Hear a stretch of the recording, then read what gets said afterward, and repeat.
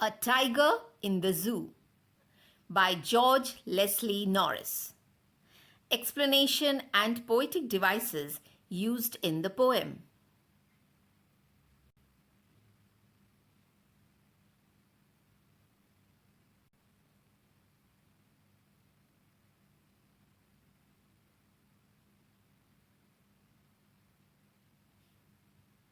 A Tiger in the Zoo.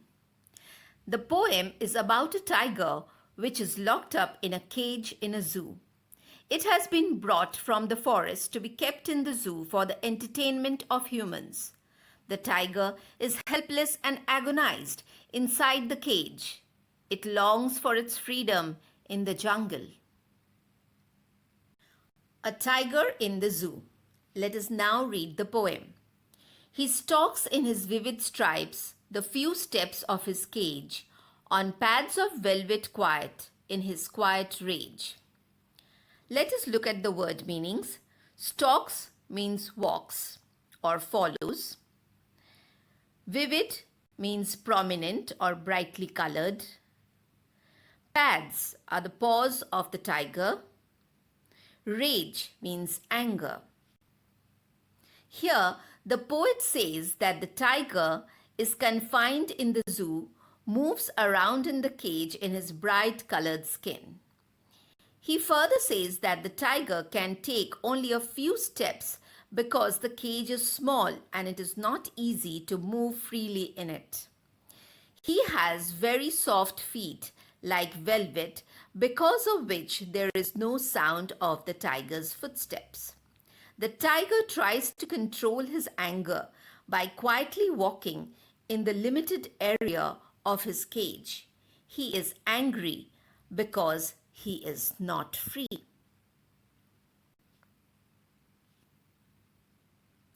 Literary devices in these lines. Rhyme scheme in the whole poem is ABCB. Personification. The tiger is personified because the poet refers him as he. Metaphor. Vivid stripes. The movement of the tiger is as vivid as his stripes. Pads of velvet. The tiger's paws are compared to velvet. Enjambment. The sentence is continuing to the next line without any punctuation mark.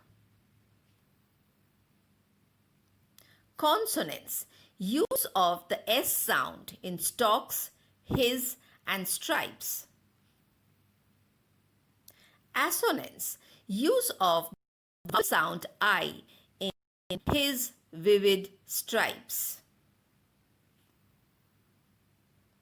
Oxymoron. Use of adjectives opposite in meaning. Quiet rage.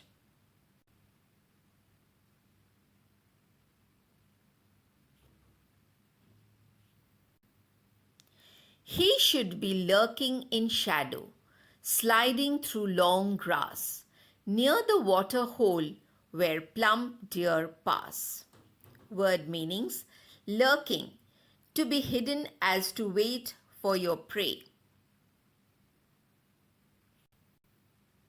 The poet says that if this tiger was free, he would have hid himself behind the long grass near the water bodies in the jungle so that he could easily catch a deer in order to have it as its food.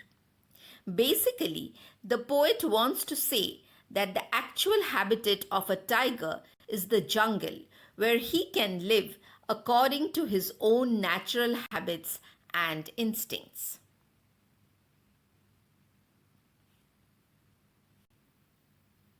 Literary devices in these lines. Enjambment. Line continues to the next without punctuation marks. Sliding through long grass near the water hole where the plump deer pass. Alliteration. Use of the sound P at the start of two words.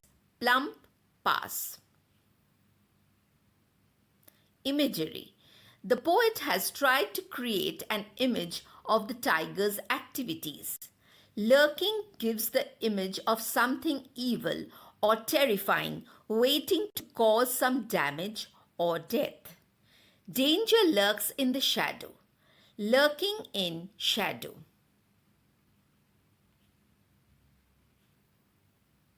He should be snarling around houses at the jungle's edge, baring his white fangs, his claws, terrorizing the village.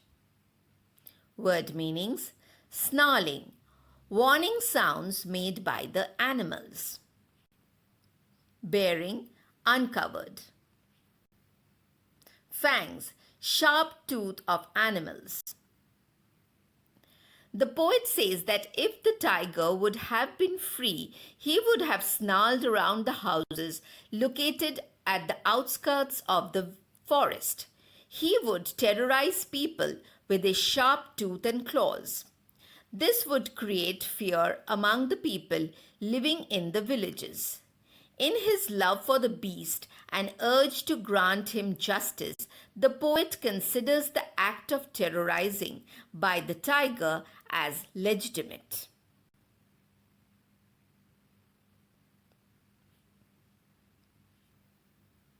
Literary devices used in these lines. Enjambment. Line continues to the next without punctuation marks. He should be snarling around houses at the jungle's edge. Onomatopoeia. Using words which denote sound, like snarling. Assonance. Use of vowel sound O and I. Should, around houses, and bearing his, white, again his. Consonants. Use of consonant sound S. His fangs, his claws.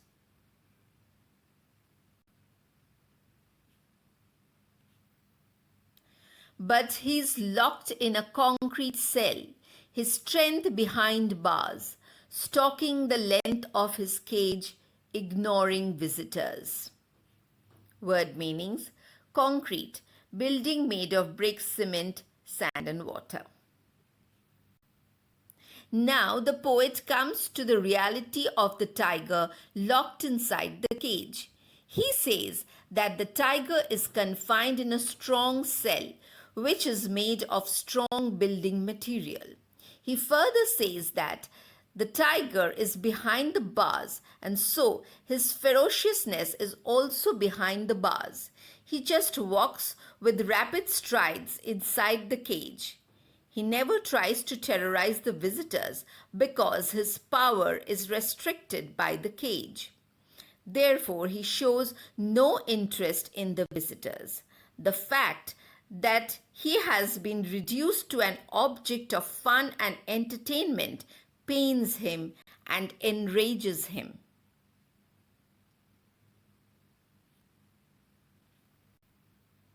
Literary devices in these lines. Personification. The tiger is personified because the poet refers to him as he. Assonance. The use of the vowel sound E. He, locked, concrete, cell. Consonants. Use of consonant sound S. His, strength, bars. Alliteration. Use of the sound B at the start of two words, behind bars.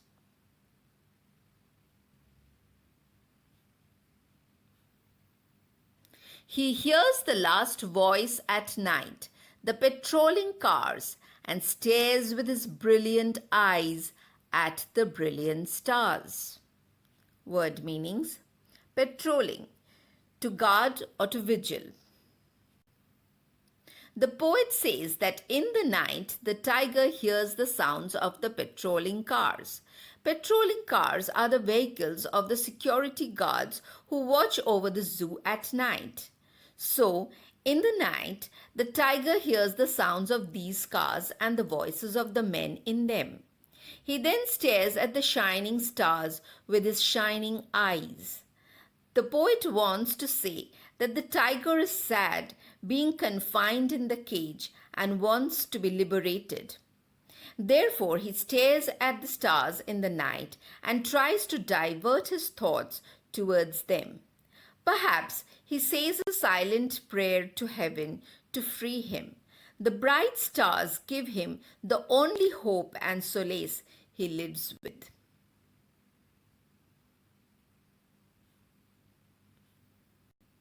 Literary devices in these lines.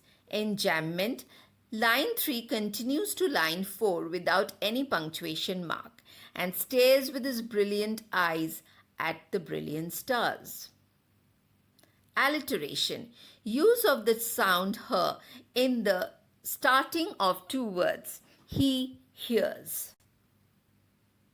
Assonance. Use of I sound with his brilliant.